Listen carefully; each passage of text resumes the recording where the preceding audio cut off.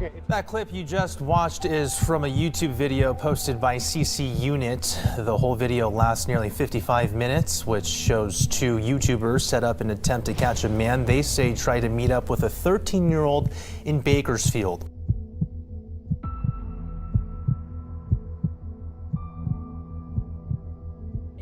It's your Puerto Rican Prince, co-Raven King of the Ravens, and right here I've been asked 8 specific questions about EDP445. If you're watching this video, you know exactly who the f you are. Let's cut the bullshit, the games, the time for and fucking around. It's come to an end.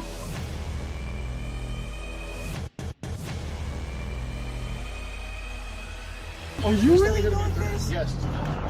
Okay, it's... It's so funny. Like, come on, can you look a little bit less guilty? Just a little bit less guilty.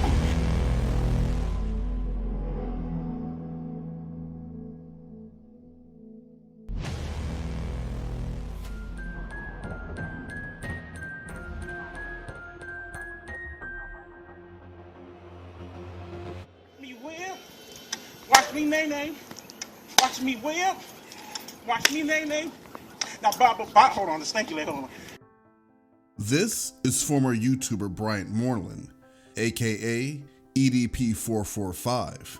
At 30 years of age, he had amassed an impressive 2 million YouTube subscribers and over 600,000 followers on Instagram. Bryant started his channel on June 13th, 2010, and he would upload his first video the same day.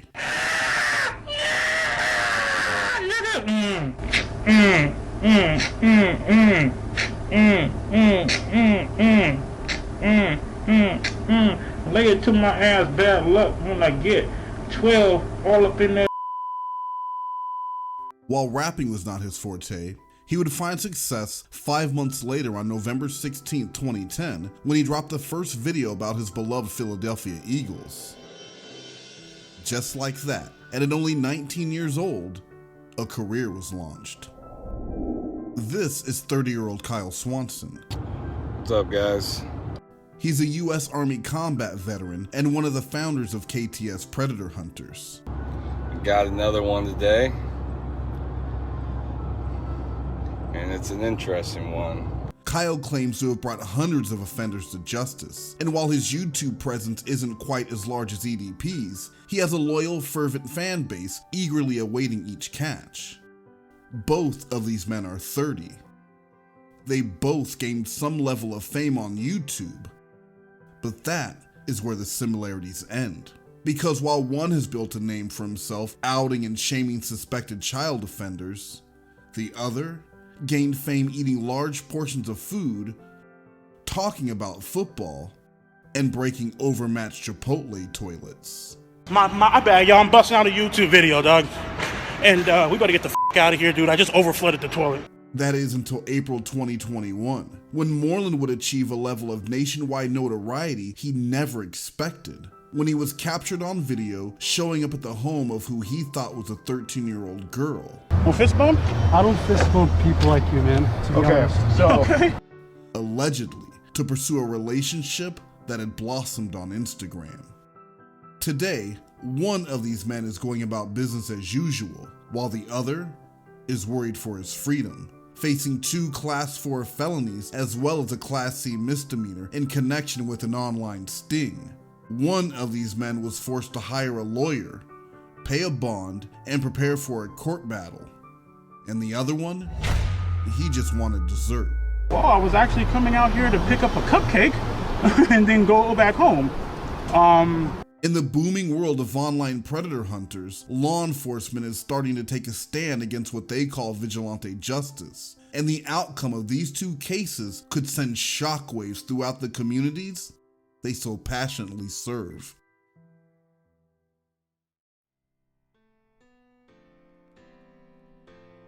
That's how much I love you. Okay, delete your archives and remember, Mrs. Kayla Marie Armstrong, I love you more than anything. To Catch a Predator debuted on November 11th, 2004 and was a pop culture phenomenon. Did you bring any condoms? Yes, I did. Casual viewers may not remember, but the first few episodes of To Catch a Predator didn't include police involvement. Well, yell at me, why don't you? and some viewers were unhappy that these confrontations didn't end with arrest. See, we're doing a story on computer predators. Oh no! Come on, guy. You don't want to touch anybody. The show didn't truly explode in popularity until various sheriff's departments began doing parallel investigations and the offenders were marched away in handcuffs. Sheriff's office! Patterson steps back into the house and an officer shoots him with a taser gun. Only one probe stays attached, so the taser is unable to shock him and drop him to the ground. Almost 15 years after the last episode of To Catch a Predator aired, the show continues to gain new fans and inspire on YouTube and beyond. Why'd you get into it? Initially, I grew up watching you. With the proliferation of cheap cameras, 4G networks, and video sharing sites, a new generation of predator hunters would soon rise. She's 15, Roger. You can't do that. Roger, shame on you, Roger. She's only 15 old, Roger. Roger. YouTube would allow these groups a platform to broadcast their catches to the public, sometimes live, to rabid spectators excited to follow along in a POV format. Accused predators have been named and outed live, often before the police are even aware of this person's existence. It's the Roman Colosseum for the digital age, and the crowds can be just as hungry for blood. While some groups have aided the police in bringing these offenders to justice, others have been charged with entrapment, kidnapping, and assault. For every Nito with Pop Squad, who's been publicly applauded for his role in aiding the police, there are those like Kyle Swanson, who I briefly discussed earlier. In one livestream catch from November 2020, Kyle posed as an Uber driver to pick up a man who allegedly believed he was on his way to meet a child. According to police record, Kyle allegedly refused to let the man out of his car before ultimately delivering him to the police station. And I'm not going to tell him until we're at the police station, and you guys can listen into our conversation the whole way there. And I'm going to bust him as soon as we get in the police station. I'm going to let him know, hey, you know why we're here? The viewers in the chat were enthralled throughout the trip as the passenger casually chatted with the driver, unaware he was being recorded and watched live. 7 months later, the passenger, who for all intents and purposes did appear to be on his way to meet a child, has never been charged with the crime, while Swanson himself is facing multiple charges and is now forced to contemplate dissolving KTS Predators and giving up the fight against online offenders. It happens more often than you think, and it's the main reason law enforcement has tried to dissuade these groups from operating.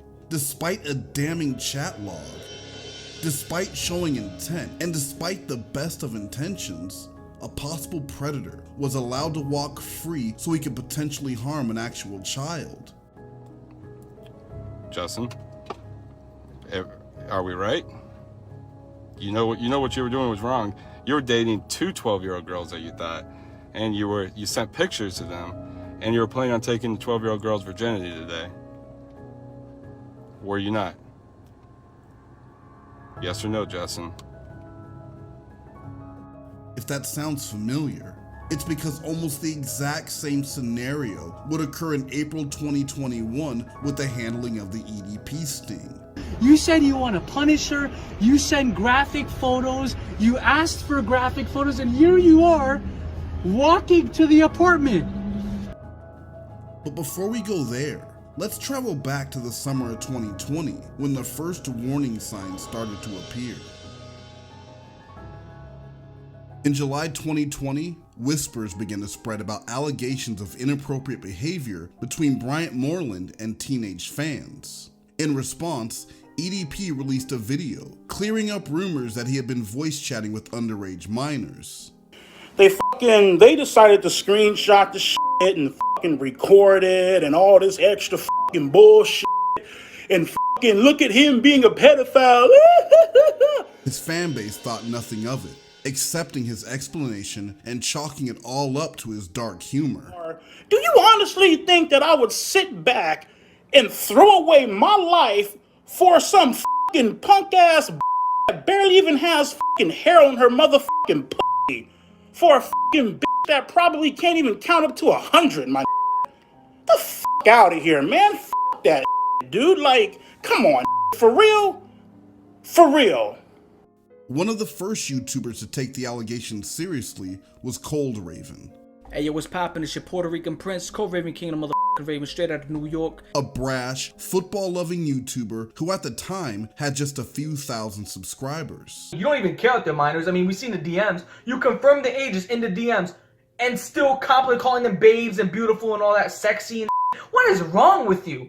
In October 2020, Cold Raven released a video where he would accuse Moreland of messaging and following underage women on Instagram, posting what he said were screenshots of their interactions. Now, if you go on his Instagram, you'll see that around 30% of the people that he is following are girls between the ages of 15, 16, and 17. And when all this pedophile dropped, we knew about one girl. And then a second girl came out. And then a third girl came out. And as of today, a fourth one has just dropped. Yep, there's now a fourth girl, which makes me ask the question, how many more are out there? Cold Raven also pretended to be an underage girl himself and claimed Moreland sent him explicit messages as well.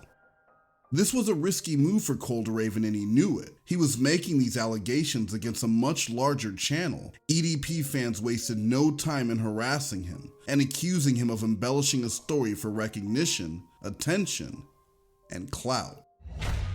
Rather than reply to these renewed allegations, Moreland would release a video simply titled, "My Response to Cold Raven." In the video, Moreland eats chicken wings, stopping only to pick up and cock a gun before continuing to eat. These wings is bomb ass. It was a threat.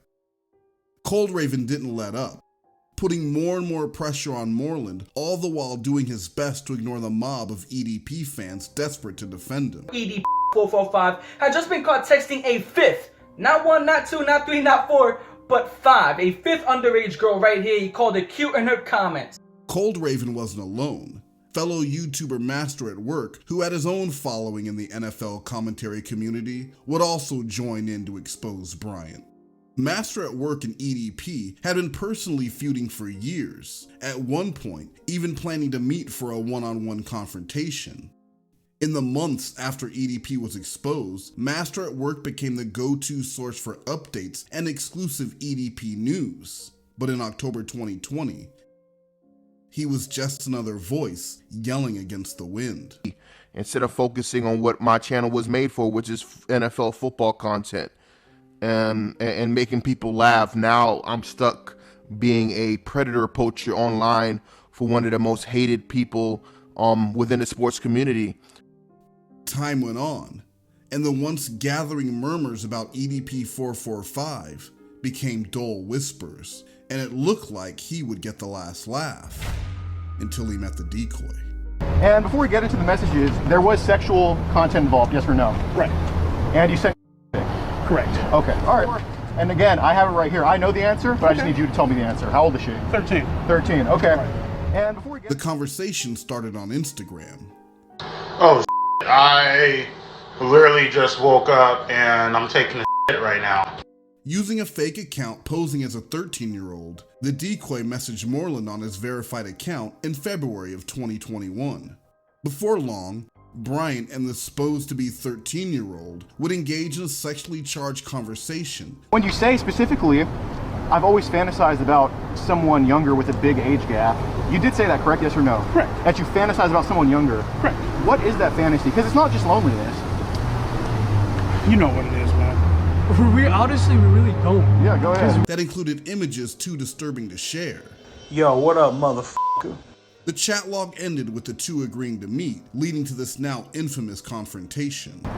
So this is you texting all this, correct? This is your Instagram, yes or no? Right. Okay, all right.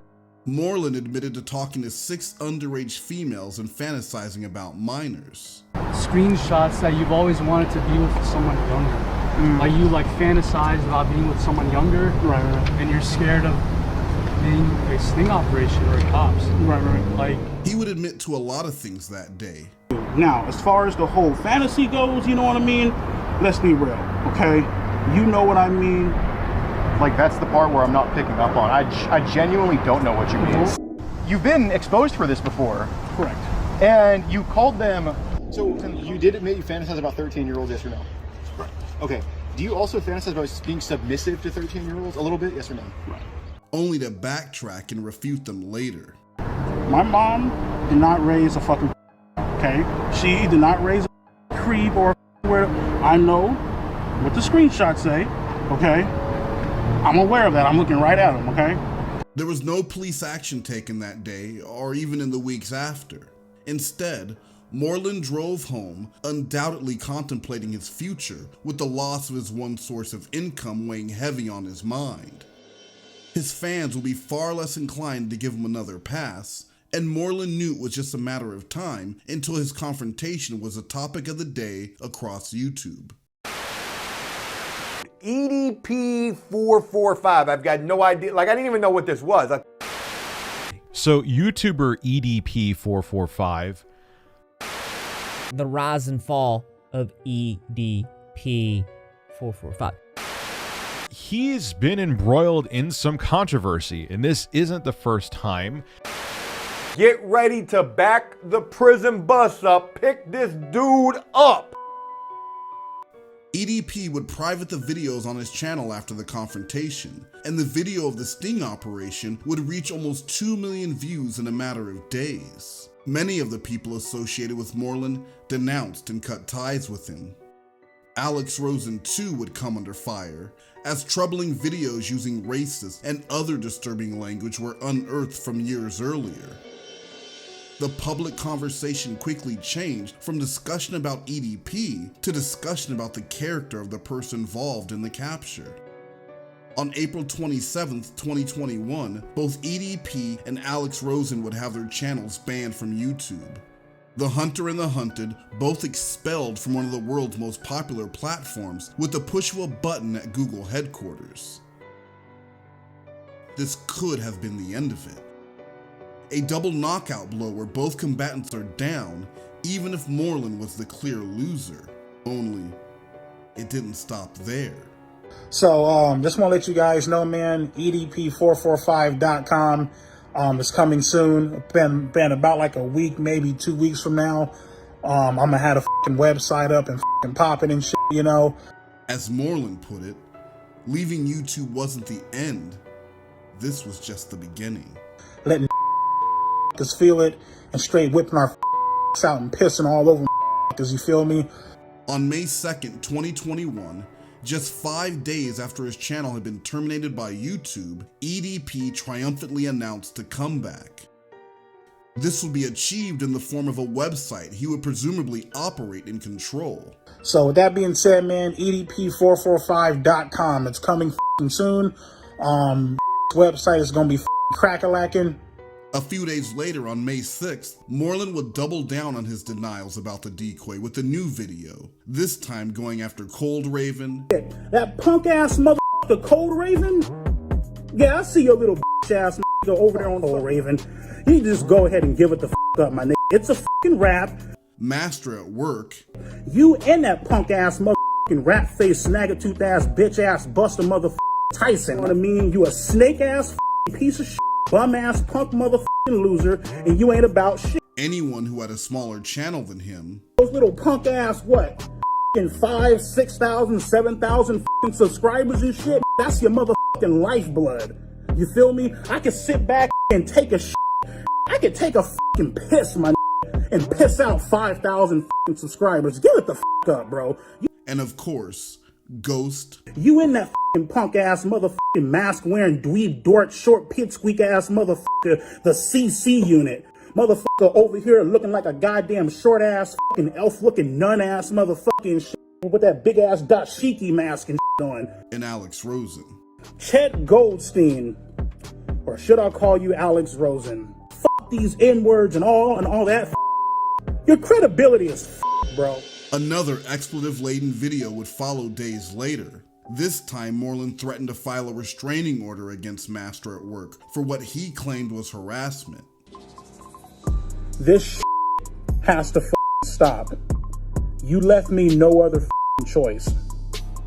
You're over here sending motherfuckers to my apartment complex, posting flyers and shit. You're over here on Reddit and Discord and all this extra you know what I mean? And I have decided to file a restraining order against your ass. That means you cannot talk about me. You cannot send motherfucking goons and shit, you feel me, to my apartment complex, posting flyers and shit, trying to get a hold of my immediate family, my close friends and shit. EDP claimed armed intruders were knocking on his door, bothering his family, and said one visitor even dropped a cupcake at his home before rushing off. Too bad he didn't know. EDP claimed he didn't even like cupcakes. I never was a huge cupcake eater, you know what I mean? I've always been a little bit too sweet for me. People were losing interest as the EDP videos got more ridiculous and rambling, and the news cycle grew stale. Moreland would learn soon enough that for someone like him, the only thing worse than being infamous is being irrelevant. Cold Raven has moved on. Apparently I have the golden standard opinion when it comes on to this dude because I predicted literally everything that would happen. And I'm the one, who showed the information. I'm the one who unmasked him. And I was the one, who got this ball rolling. And here we are. No longer wanting to discuss EDP, as it was never the kind of content he wanted to do. His passions lie elsewhere, and he has poured his time and talent into creating content on a new channel. He said I'm no longer be covering the unless something crazy, absolutely absurd happens. Master at work for his part is also leaving the predator hunting to others and focusing once again on sports.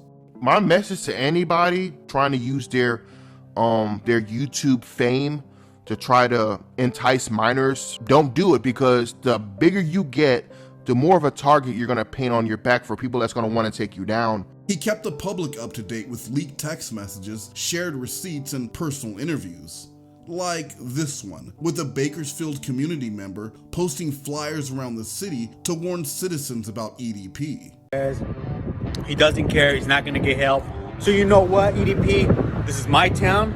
I'm gonna let people know that you're here. And I got posters right here to let them know that there's a living right over there next to a freaking park and a high school. I'm gonna start posting right now, all right here, so they can see your face to know that you're around here and not to come close to you. So let's start posting this stuff.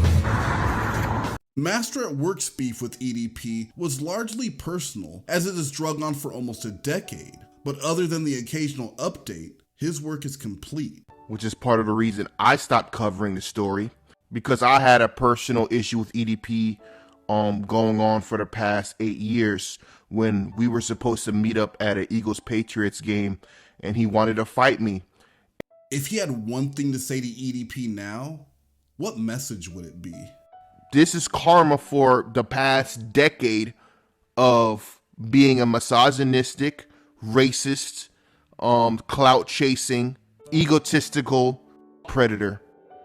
The aftermath for the predator hunters has been a mixed bag of experiences. After initially being hailed as a hero, Alex Rosen lost a channel. His reputation was attacked, and his dreams of becoming a detective are possibly dashed forever because of racist, incendiary comments made years earlier. Contrast that with the earlier case of Kyle Swanson. In both scenarios, a suspected offender got away due to a lack of police intervention after the involvement of online activists. But perception matters. After posting a GoFundMe for help with his legal fees, Kyle was able to raise over $10,000 for his cause. Law enforcement may not want their help, but the public seems to disagree, showing overwhelming support in the forms of donation and kind words, urging Kyle to keep up the fight. That doesn't mean Rosen has lost all support, or that his fans have given up on him. Quite the contrary. They may not be holding protests to show their support like followers for Kyle Swanson did in Illinois, but the Predator Poachers Network, CC Unit, and Rosen himself are gaining more admiration and followers with each bust. Are you really doing this? There's somebody here to meet You're here to meet a 13-year-old who's solicited photos. There's somebody here. Are you really doing this? Yes. Okay, it's apartments. I asked Alex which punishment he thought was worse, jail or being publicly exposed.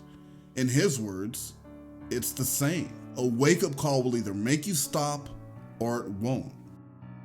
Are you serious? I don't know what apartment. What do you mean, come on, man? We're trying to get you help. Dude, because you're not going to get help. Hold on. And that's the major difference. Because they operate outside the constraints of the law, the goal for these activists and the goal for police are vastly different. For most predator hunting groups, public exposure is the goal, and while an arrest is always desirable, it's considered more of a bonus than it is a requirement of the catch. Law enforcement wants these groups to stop, citing them as a nuisance in the way of justice. But for hundreds of thousands of subscribers and viewers across the world, these groups are credited with keeping communities safe and assisting overtaxed police departments. Will there be a time soon when the police and predator catchers can work in tandem to identify and bring down suspected offenders? Perhaps.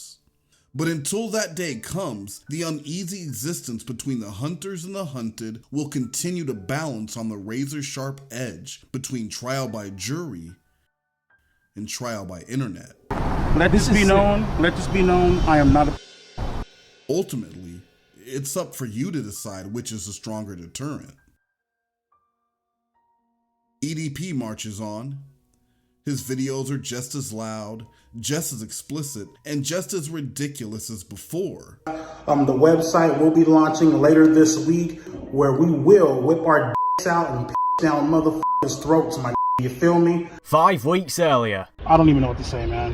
Yeah, dude, shame on you. Shame on me, man. I'm speechless, bro. Yeah. I'm speechless, dude. Hey, bro. But behind the scenes, some within his fractured circle are growing concerned. Moreland has allegedly shared various pictures of high-powered weapons and displayed what some have said are illegal firearm magazines. That shared concern for his safety, as well as the safety of others, got these pictures into the hands of Master at Work. This is a 100-round 7.62 by 51 SCAR magazine. Oh my fucking God. You want to play rough? Okay. And it's pictures like this that remind us how dangerous these confrontations can be. This is just one in a number of telling images of just how lucky Ghost and Rosen are that Moreland didn't bring a weapon that day, and instead came armed only with weak excuses. You're coming out here to pick up a cupcake? People are at their most dangerous when they feel they have nothing left to lose. And on that April day, Moreland lost everything he spent 11 years building. I just want this EDP situation to be over with. I want him to be arrested and charged, and so I can wash my hands of the situation once and for all. EDP445 was living the dream. He was doing it on his own, and he got there by grinding, and now it's been ground away to nothing. His website will most likely fail, as they usually do. Support will be minimal, sponsors won't go near him, and whether he's monetized by paid membership or affiliate programs, he will find just how hard people are willing to work to avoid supporting an alleged predator. And maybe that's the true takeaway here. All of these conversations, all of these questions, all of these scenarios are just noise over the most important part. Bryant Moreland was identified and exposed by 2 predator hunting groups and later deplatformed as YouTube took quick action along with Facebook, Vimeo, and others. Moreland had a chance to explain his side. He was invited to sit down with Chris Hansen and explain the innocence he has proclaimed since he left the scene of the sting. He contemplated it twice, finally deciding he was only willing to do the interview if he was paid $17,000. Quite a princely sum to declare he did nothing wrong. The writing is on the wall, but for EDP445, who prefers to keep his eyes closed, this isn't the end. It's the beginning of something new. This ain't the end. This is just the goddamn beginning, motherfucker. You feel me? That same Bryant Moreland, who once hustled his way to a massive online following, will go down in history as yet another YouTube cautionary tale of someone who seemingly had it all and lost it when they couldn't manage their demons. You tried to take down good old Eat That 445, my, but guess what, we still in the flesh. The movement will continue. You have failed, my nigga.